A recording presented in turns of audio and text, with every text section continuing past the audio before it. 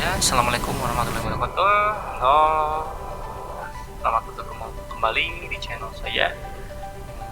Di pertemuan ke-11 mata kuliah dasar Rekayasa Pembangunan. Di pertemuan 11 ini saya membahas tentang interface desain interface atau desain user interface, tulisan GUI, graphical user interface sama aja istilahnya. Sebelum bahas ini, di pertemuan sebelumnya itu udah dibahas yang namanya desain arsitektur. Desain arsitektur itu kan dimana kita membuat sebuah desain yang menggambarkan sistem itu seperti apa, yang dimana diturunkan dari diagram konteks atau DFD. Itu ada dua langkah kan, mau pakai yang transaksional atau yang transformasional, itu silakan pilih mau pakai yang mana. Itu saya mah cenderung pakai transaksional, atau mau pakai transformasi itu silakan. Yang penting kan dari arsitektur si sistem itu buat kelihatan nanti bentuknya seperti apa. Nah, dibahas sekarang di interface design ini ya, fokus kalau berbicara interface berarti berbicara yang namanya tampilan antar muka seperti itu. Nah, ini poin pembahasannya yaitu yang pertama ada interface design, yang kedua ada user interface design, ada 3 golden rules, terus ada user interface analysis design, dan 4 ada data design, dan 5 ada komponen level design. Interface design, elemen perancangan interface untuk perangkat lunak ini menjelaskan bagaimana arus informasi masuk dan keluar dari sistem dan bagaimana arus informasi tersebut berkomunikasi di antara komponen-komponen yang didefinisikan sebagai bahan dari arsitektur. Fokus interface design ada 3 area. Yang pertama ada intermodular interface design, ada external interface design, ada 3 human computer interface atau HCI design.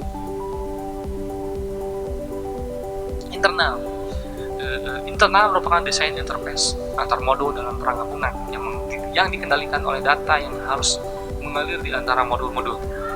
Aliran transformasi dalam DFD merupakan pijakan utama dalam desain selain kemampuan bahasa pemrograman. Eksternal merupakan interface untuk entitas eksternal tidak termasuk manusia, misalnya sensor dengan sensor lampu, misalkan sensor software ini dengan ini, itu kan berhubungan dengan ada alat, ada hardware, ada perangkat lunak. Jadi ada beberapa bagian yang saling terhubung, eksternal itu seperti itu. Terus ada yang 3 ada manusia dan mesin, merupakan interface antara manusia perangkat lunak VL dengan PL, manusia dengan human with computer interface. Interface ini memiliki tantangan besar karena berkaitan dengan pengguna berbagai karakter yang lebih sulit untuk dipelajari. Ada 3 terkait 3 berbagai di sini. Interaksi umum. Yang pertama, ketika dalam membuat sebuah desain, yang pertama itu harus konsisten teman. Terus ada perlindungan terhadap kegagalan. Berikan petunjuk singkat pasti pada setiap button dan ikon nama. Berikan feedback.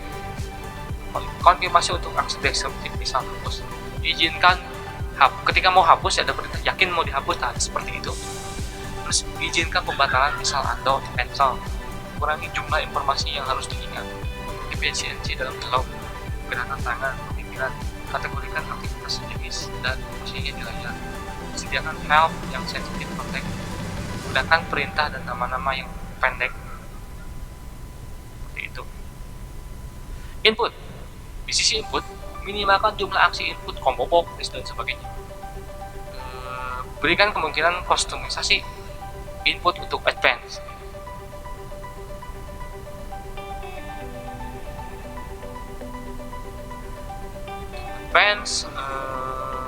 User mode input harus fleksibel, mouse dan keyboardnya harus terlibat. Terus nonaktifkan button ikon yang tidak relevan dengan aksi. Berikan kesempatan kontrol aliran fraksi mengubah menentukan. Sediakan help, jangan meminta aktivitas manual, perhitungan tanggal, waktu dan sebagainya bila dapat dilakukan oleh perangkat lunak. Untuk input seperti itu. Untuk output, tampilkan informasi yang relevan dengan konteks. Jangan membanjiri pemakai dengan sebuah informasi, semakin informasi makin pusing malahan, seperti itu. Gunakan label, singkatan, warna yang standar dan konsisten. Pelihara konteks visual saat pengguna melakukan jogging. Kesalahan harus memiliki arti yang jelas. Gunakan operasi huruf identitasi pengelompokan untuk memudahkan penggunaan. Gunakan jendela untuk tipe-tipe informasi yang berbeda. Gunakan tampilan alami, bukan angka grafik bila memungkinkan. Geografi layar dioptimalkan sehingga tidak ada kendala yang hilang atau sulit ditemukan. Berikan kemungkinan customization support untuk advanced user. Jangan ada informasi data yang tidak lengkap atau hilang sebagian, harus diperhatikan. 3. Golden rule dalam aturan emas dalam desain. Menurut Theo Mendel, ini satu, menempatkan user di dalam kontrol. Apa yang saya inginkan adalah sebuah sistem yang membaca pikiran saya. Dia tahu apa yang ingin saya lakukan sebelum saya butuhkan dan buat mudah saja untuk melakukannya. 2. Mengurangi muatan memori user. Semakin banyak user harus mengingat, semakin banyak instruksi kesalahan dengan sistem. Sistem seharusnya yang mengingat, bukan usernya. 3. Buat interface yang konsisten. Itu konsisten penting karena dari sisi warna ini, misalkan kalau zaman dulu kan menu di atas, ya di atas terus, ya kan, di atas tiba-tiba di bawah, di pinggir, enggak seperti itu. Jadi harus ketika mau menu di pinggir ya gunakan yang di pinggir. Kalau web kan di pinggir kiri atau di pinggir kanan ya gunakan itu terus. Kalau di atas mau di atas terus sampai ke sub-subnya seperti itu tampilan.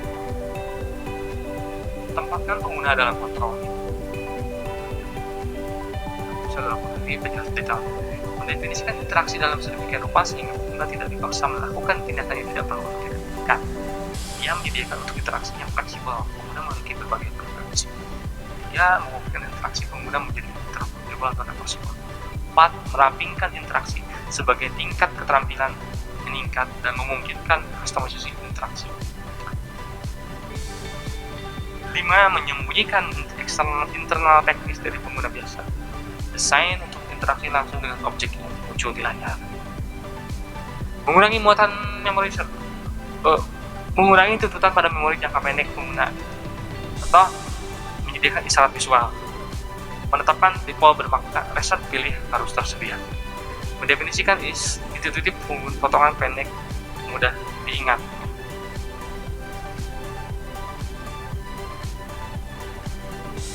Visual tata letak antar muka pengguna harus didasarkan pada familiar hiasan dunia nyata.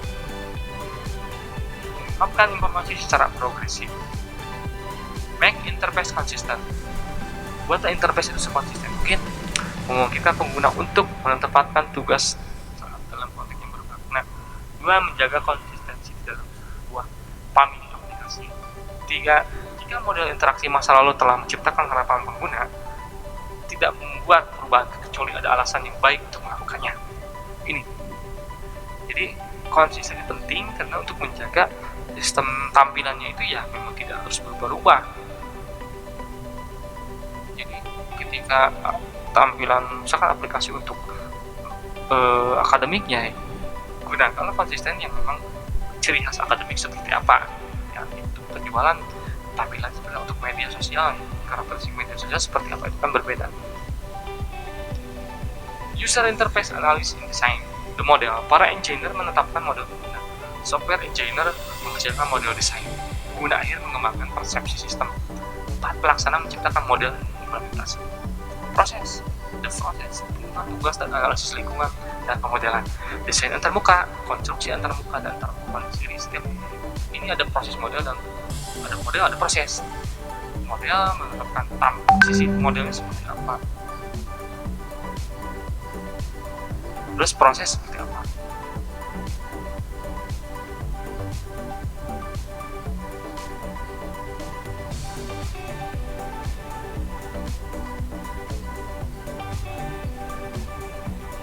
Jadi ya sebenarnya di sisi model dan prosesnya diperhatikan kan. Jadi model engineer seperti ini, seperti engineer beda lagi pengguna persepsinya seperti apa, proses seperti apa. Ini menggambarkan tampilan yang agak berbeda. Terus model user model dan profil pengguna akhir. Biasanya orang user itu kan awam, dia knowledgeable, pengetahuannya memang gini. Jadi ketika mencoba ini ya seperti itu. Juga disebut pengguna intermittent, knowledgeable dan pengguna sering. Desain model menggabungkan data, arsitektur, interface dan merepresentasikan prosedural dan dari perangkat lunak. User model or system perception, user mental image system, implementation model. Tampilan dan nuansa antarmuka dan media pendukungnya seperti apa harus diperhatikan. Di proses nih dari sisi orang user analis, dia memahami yang akhir dari pengguna itu seperti apa yang mungkin memotivasi dan memuaskan mereka di sisi analis. Bagaimana mereka dapat dikelompokkan menjadi pengguna kelas atau profil yang berbeda. Apa model tampilan mereka dari sistem itu. Bagaimana user interface harus ditandai untuk memenuhi kebutuhan mereka. Jadi dari sisi analis, proses dalam membuat sebuah tampilan itu harus diperhatikan. Oh, ini benar nggak tampilan itu memang sesuai kebutuhan mereka ini. Kalau yang engineer kan berpikir secara technical gitu, mereka ini kebutuhan di akhirnya seperti si user akhir gitu seperti itu. Terus di proses analysis modeling, studi software engineering ini tugasnya dia menyelesaikan untuk mencapai tujuan mereka di dunia nyata tanpa komputer dan memetakkannya tersebut ke dalam satu set sama tugas yang harus dilaksanakan dalam konteks user interface. Studi engineer dan perangkat lunak spesifikasi ini untuk solusi berbasis komputer ada yang ada berasal dari satu set tugas yang akan mengakomodasi model pengguna set model berbasis sistem. Software engineering dapat merancang mendekatkan berbasis objek dengan mengamati benda-benda di tindakan pengguna yang menggunakan dunia nyata dan model objek antarmuka setelah rekan-rekan dunia nyata itu. Mereka tahu pengguna dan fungsi tugasnya masing-masing. Dari proses task analysis modeling ini, seorang software engineering dia harus mampu dia menyelesaikan sebuah masalah berdasarkan memang kajian dari sisi antarmuka seperti apa dia harus memikirkan. Karena kan software engineering seorang yang merekayasa software tadi kan contoh nih Facebook itu saya tahu sendiri perubahan Facebook dari yang pertama muncul di mulai tahun 2007-2008 itu sampai sekarang dari sisi warna putih itu dominan, itu konsistennya seperti itu. Nah yang ini menu sebenarnya di atas itu konsisten seperti itu. Kalau zaman dulu untuk chatting ada tapi masih belum bisa chat ini karena kan kalau di umum masih bisa ada chatting online langsung real time seperti tadi. Nah itu kan ini mungkin pemikiran dari software engineering supaya bahwa solusi untuk bikin sebuah medsos ya ini berdasarkan pengalaman, berdasarkan masukan user, kebutuhan user, jadilah seperti itu. Ini contoh yang proses dari analysis modeling. Proses analysis of display content. Type of content. Ini ada karakter based report, ada graphical display, ada specialist information. Source of content generated by component, acquired from data store, transmit from system external. Jadi proses display tampilan seperti ini. Type of content ada source of content. Ini proses interface design activity. Satu menetapkan tujuan dari masing-masing tugas. 2. Memetakan setiap tujuan untuk urutan tindakan tertentu. 3. Menentukan urutan aksi tugas dan subtugas. 4. Menunjukkan keadaan sistem pada saat skenario menggunakan formula dilakukan. 5. Mendefinisikan mekanisme kontrol objek dan tindakan. 6. Menunjukkan bagaimana mekanisme kontrol keadaan sistem.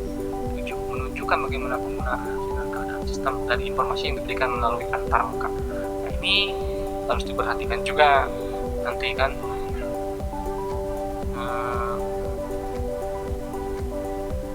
Kita harus memperhatikan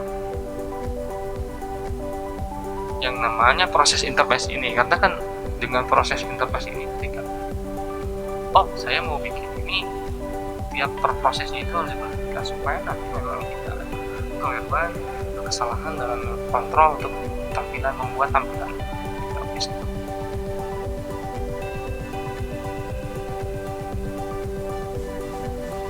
Masalah desain antarmuka ini. Masalah desain antarmuka. Waktu respon sistem biasanya dia kadang kita membuat desain yang animatif tapi membuat sistem kita menjadi lemot di web. Di web itu kalau banyak animasi video responnya itu lemah.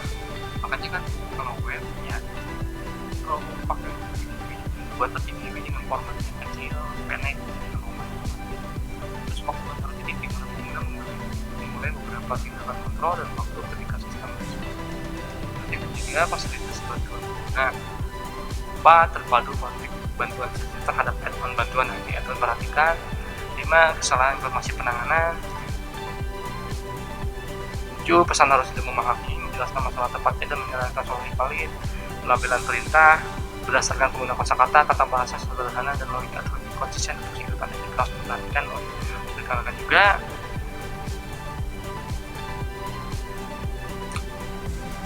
User interface evaluasi cycle. Ini evaluasi tahapan interface yang pertama ada desain awal, 2 membangun prototipe antarmuka pertama, 3 pengguna mengevaluasi antarmuka, 4 evaluasi dipelajari oleh desainer, 5 modifikasi desain dibuat, 6 membangun prototipe berikutnya, 7 jika antarmuka tidak lengkap kemudian pergilah ke langkah 3, balik lagi ke atas.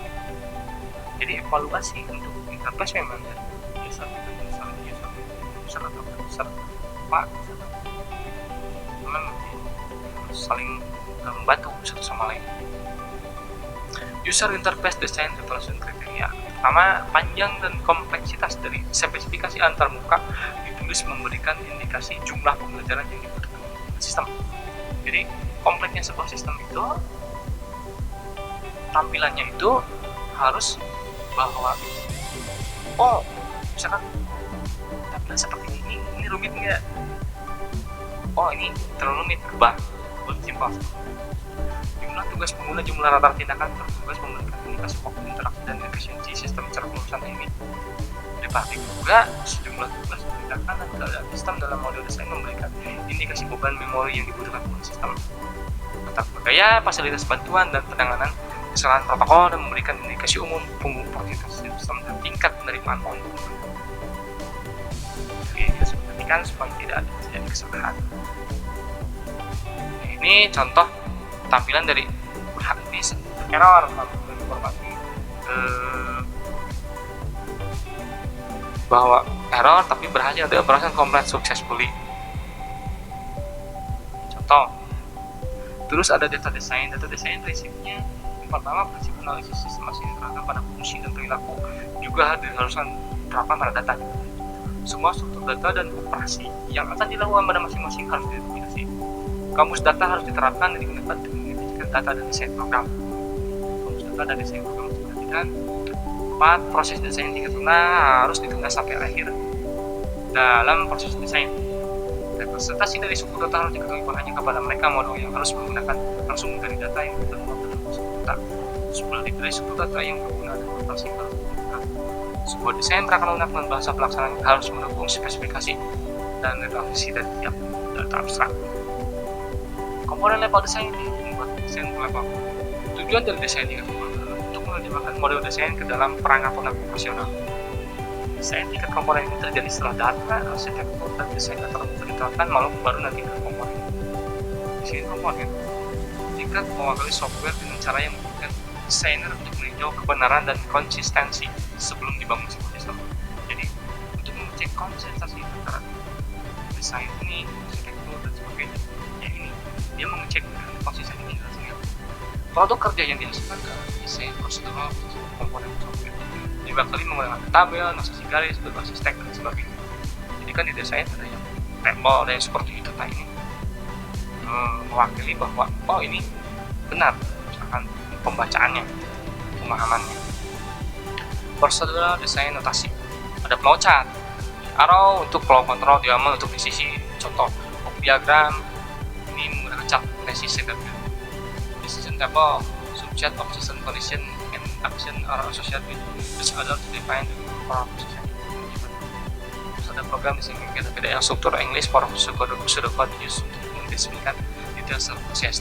Ini notasi untuk prosedural. Ini banyak kan, ada flowchart, ada diagram, ada sistem, ada pseudocode, banyak. Desain notasi assessment, kriterianya modularity. Modularity ini notasi untuk mendukung development modular software. Terus ada overall simplicity, mudah digunakan, easy to use, easy to write. Terus mudah diedit, mudah dimodifikasi desainnya, mengaplikasikan ketika perubahan secara cepat. Machine readability, notasi dapat diinput direvisi ke dalam komputer based development system berdasarkan pengembangan sistemnya. Maintenance dalam konfigurasinya yang enak. Desain harus seperti itu. Yang kedua, ini struktur enforce of the use struktur perubahan konstruk. Jadi ya harus enforce nanti biar ya enak, automatic processing, mudah si desainer memverifikasi secara benar bahwa kualitas desain ini seperti apa. Jadi kan kalau kayak Facebook tadi kan dari dulu tampilan seperti itu, ada perubahan dikit menambahkan add-on apa dan sebagainya, itu tampilan. Ini lanjut lagi ada data representation, ability to represent local dan global data, dari mampu merepresentasikan data lokal dan global secara direct. Verifikasi logik verifikasi ini improve testing adequacy, jadi meningkatkan tes desain ini mudah di convert ke program source coding buat code generator yang secara cepat, jadi gampang. Harus apa, kalau pakai apa YAML ya, YAML itu bisa digenerate langsung ke ininya, di deploy langsung ke sistem, ke bahasa pemrograman apaan. Ini saya ngambil referensi dari ITB juga, udah lama kan terus dengan menambahkan beberapa revisi yang terbaru. Ini beberapa desain interface ini kan untuk mendesain, kesimpulannya untuk mendesain sebuah sistem atau aplikasi ini Anda harus memperhatikan beberapa aturan-aturan. Ada yang disebut dengan golden rule, ada yang disebut apa, harus memperhatikan sisi internalnya, sisi eksternalnya, sisi manusianya juga harus kita perhatikan. Terus interaksi umum seperti apa, inputnya seperti apa, dan outputnya. Dan harus bisa menempatkan user dalam kontrol, mengurangi muatan memori user karena user banyak lupa. Nah, sistem itu yang bisa mengontrol. Buat interface desain seperti ini harus bisa Anda lakukan bagi seorang desainer aplikasi atau desainer sistem. Seperti itu. Nah, mungkin penjelasan materi di desain interface cukup sekian saja dari saya. Kalau mau mencari materi yang lain silahkan, sebagai komparasi pada dasarnya sisi pandang penjelasan saya seperti mungkin dari orang lain agak berbeda dengan menambahkan beberapa aspek juga lain. Sekali lagi terima kasih bagi beberapa orang yang sudah subscribe dan like video dari YouTube saya. Terima kasih karena sudah membantu untuk pengembangan kedepannya itu. Jadi mohon maaf bila penjelasannya terlalu cepat. Ya karena memang sama-sama saya juga sambil belajar dan membaca referensi yang lainnya juga ketika menjelaskan seperti ini. Ya, akhir kata terima kasih, sampai jumpa, ketemu lagi di minggu selanjutnya, di pertemuan selanjutnya. Assalamualaikum warahmatullahi wabarakatuh.